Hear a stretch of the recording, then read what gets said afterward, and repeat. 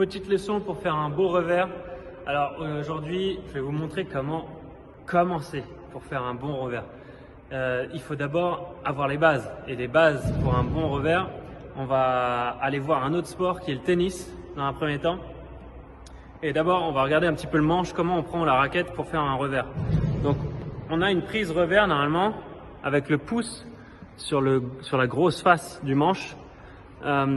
Là, on va décaler un tout petit peu le pouce entre la grosse face du manche.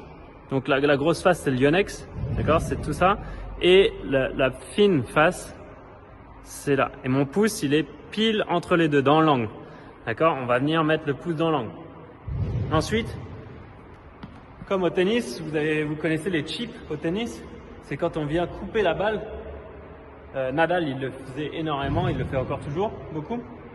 Et donc, on va venir faire la même chose. Donc c'est que l'avant-bras, c'est pas du tout le poignet qui vient travailler. En tout cas, pas du tout dans un premier temps. C'est vraiment très fin le poignet, on va à peine l'utiliser. Et ça va être au dernier moment. Et ça, c'est un détail qui va permettre d'ajuster vraiment des coups difficiles en revers. Mais la base, c'est pas du tout le poignet. C'est l'avant-bras, c'est la rotation de l'avant-bras et l'épaule. D'accord? Donc, on est comme au tennis, oui, l'épaule et le haut du corps aussi qui va venir bouger.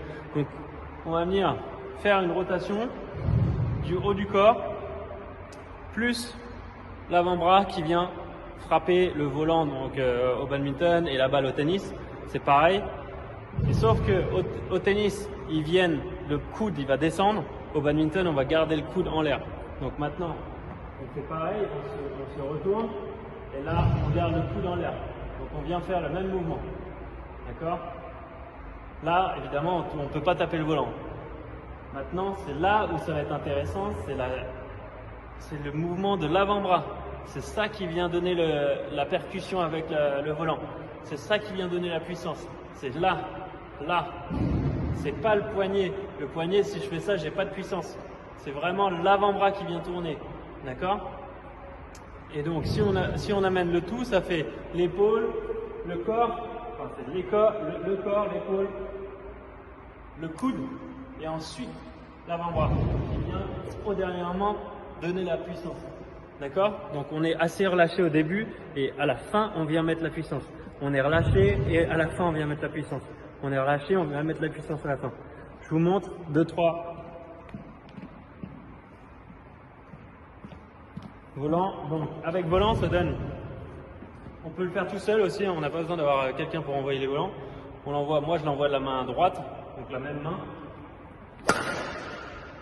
Voilà. Donc là c'est un droit. Quelque chose de très important aussi, c'est l'après-frappe. Quand je viens frapper, mon coude il descend pas, il reste en position parce que je veux venir accompagner la frappe. Si je l'accompagne pas, je suis pas sûr de le mettre au bon endroit. Alors que quand on l'accompagne, c'est comme un tir à l'arc. Quand on voit un tireur à l'arc, il va lâcher la flèche et il descend pas le coude tout de suite. Il accompagne d'abord la flèche et ensuite il descend l'arc. Mais ça fait pas. Il regarde et ensuite ça relâche. Il y a 1 ou 2 ou 3 secondes où il est encore entre guillemets dans le même axe, dans la même direction. C'est pareil au badminton. On vient, on tape. J'attends un petit peu avant de relâcher mon coude, d'accord?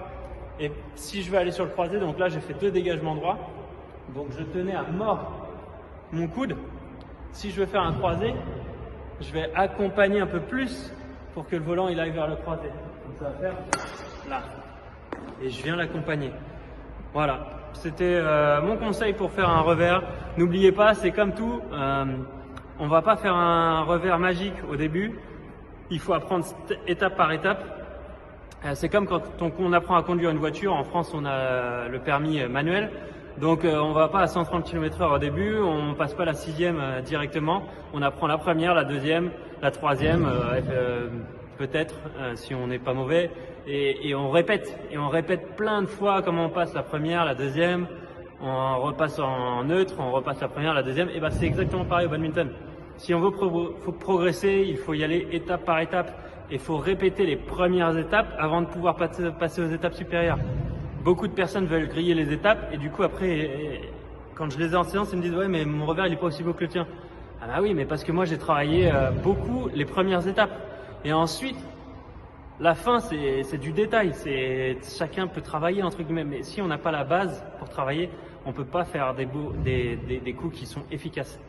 Et donc, travaillez la base et ensuite, vous allez pouvoir vous amuser avec le reste. Mais je sais, ça demande du travail. Amusez-vous, vous pouvez travailler un peu et puis après faire des coups fun.